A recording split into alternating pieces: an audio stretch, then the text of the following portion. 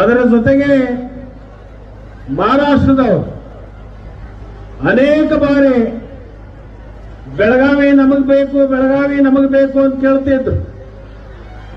ಅವ್ರಿಗೆ ಈಗಾಗಲೇ ಸೂಕ್ತವಾಗಿರ್ತಕ್ಕಂಥ ಉತ್ತರವನ್ನು ನಾವು ಕೊಟ್ಟಿದ್ದೀವಿ. ಬೆಳಗಾವಿ ಕರ್ನಾಟಕದ ಅವಿಭಾಜ್ಯ ಅಂಗ, ಅದನ್ನು ಕೇಳತಕ್ಕಂಥ ಹಕ್ಕು ಇಲ್ಲ, ಅದನ್ನು ಬೇಡತಕ್ಕಂಥ ನಿಮ್ಮದು ಧರ್ಮನೂ ಅಲ್ಲ.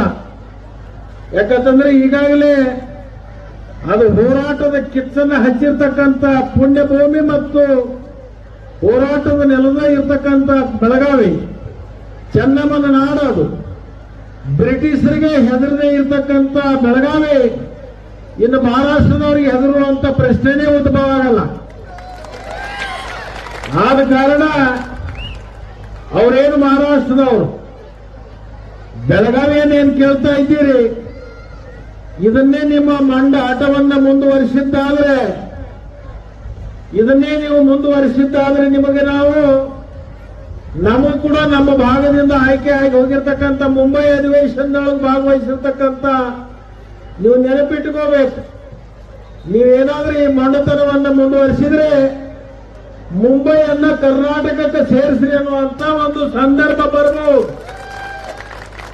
ಅದಕ್ಕೆ ನಾನು ಆ ಭಾಗದಲ್ಲಿರ್ತಕ್ಕಂಥ ಏನು ಮಹಾರಾಷ್ಟ್ರ ಏಕೀಕರಣ ಸಮಿತಿ ಅವರಿಗೆ ನಾನು ಕಿವಿಮಾತನ್ನ ಹೇಳಲಿಕ್ಕೆ ಬಯಸ್ತೇನೆ. ತಿನ್ನೋದು ಕರ್ನಾಟಕ, ಕುಡಿಯೋದು ಕರ್ನಾಟಕ ನೀರು, ಇರೋದು ಕರ್ನಾಟಕದ ಸವಲತ್ತುಗಳು, ಇಲ್ಲೆಲ್ಲವನ್ನು ಪಡ್ಕೊಂಡು ಬೆಳಗಾವಿಯನ್ನ ಮಹಾರಾಷ್ಟ್ರಕ್ಕೆ ಸೇರಿಸಬೇಕು ಅಂತಕ್ಕಂಥ ನೀವೇನು ಬಾಡಿಗೆ ಹೋರಾಟಗಾರ ಇದ್ದೀರಿ, ನೀವು ಇನ್ನು ಮೇಲೆ ಬಾಲ ಮುಚ್ಚಿಕೊಂಡು ಸುಮ್ಕೊಂಡಿರುವಂತ ಕೆಲಸ ಮಾಡಬೇಕು ಅಂತಕ್ಕಂಥ ಮಾತನ್ನ ಈ ಸಂದರ್ಭದಲ್ಲಿ ನಾನು ಹೇಳಲಿಕ್ಕೆ